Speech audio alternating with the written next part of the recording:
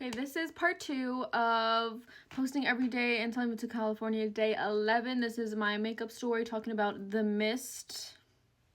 So we've done the base, so now we're gonna get to the good stuff. And then the card that we pulled at the beginning of the video was the Empress. So we're just looking to do a little Empress makeup, something that feels nice and confident, like very snatched. You know, just something that makes us feel like feminine and good. Nothing too crazy. But anyway, so I just got finished talking about The Mist. So if you want to hear what happened before what I'm about to tell you, which is kind of hard to understand if you don't listen to the first part, just go watch the first part, okay, and then come back. Okay, thank you. Okay, so anyway, this is like literally years later because I ended up moving and a bunch of other stuff, and it just never really impacted me after that. Like, it was like, okay, that's scary, that happened, forgot about it after a while, and you know, moved on. But eventually I ended up moving back home after moving out of state for a few years, and lo and behold, I was watching like some scary videos on YouTube one day. I think I was like sick or something, and I was like, okay, you know, I'm gonna do what I normally do, which is like paint or draw and like listen to scary stories. Like, that's my favorite thing to do in my pastime. So I was like, okay, period, let me listen to this one specifically about like spooky stories in Arizona, because like I don't think I've ever really heard a bunch, other than of course when I'm like traveling or like doing other stuff. Like, I don't know about like the lore of certain areas, like places I've never been. And so I was listening to this thing, I was like doodling kind of in my own zone, and like the first couple stories were like normal spooky stuff, like, oh, you know, ghost train or whatever, talking about the superstitions or talking about other landmarks like Jerome or like the Grand Canyon or Flagstaff. Like, there was a ton of stories. So I was sitting there, I was thoroughly enjoying the video, by the way.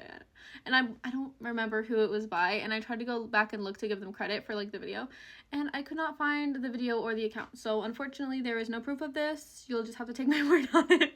I'm kind of thinking a little pink under the eye for funsies.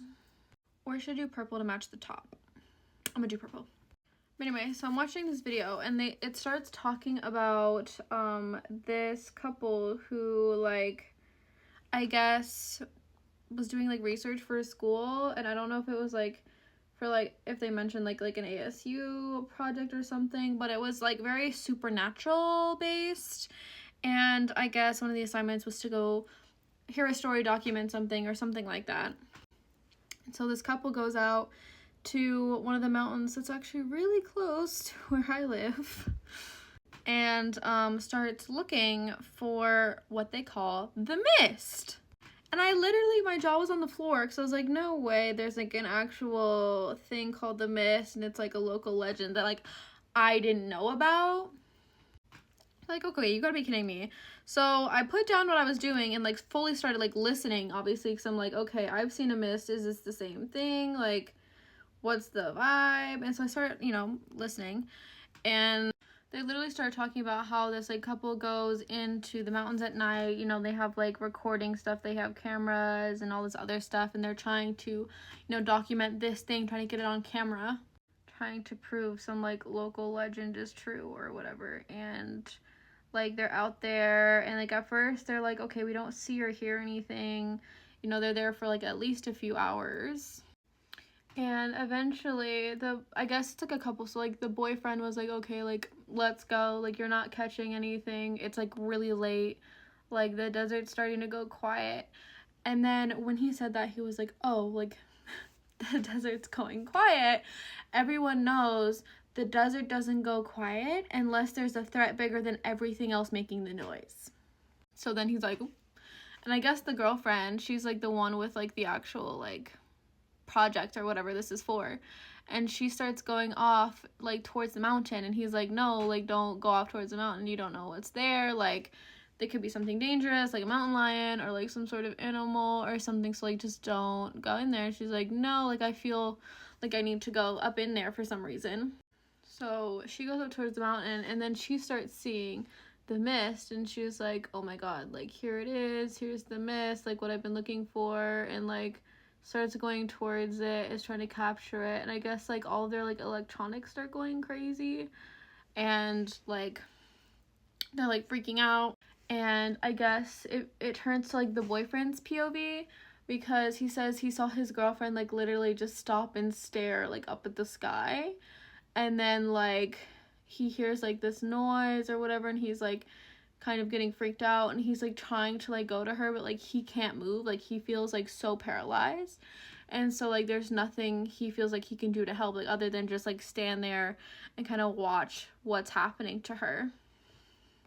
And he says like it goes on for a little bit, and then she finally like snaps out of it, and then it goes to him. And then after it goes to him, he's like, okay, so he gets like enveloped. This thing like consumes him, like goes all around him.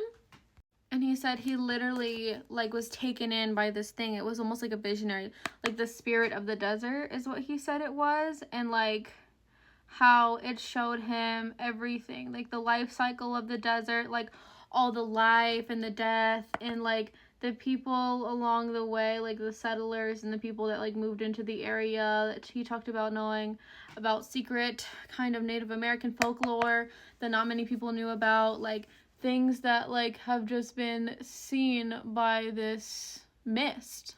And he said that he literally was paralyzed, and it was like showing him all these things and like telling him these things like he felt he wasn't supposed to know.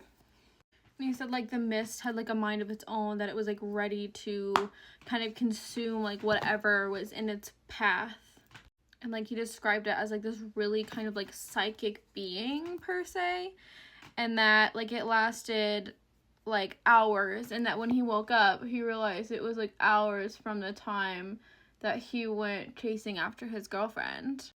And then, well, he said after that like they were both so changed by what they saw, and that like his girlfriend saw something completely different from what he saw, and like all this interesting stuff.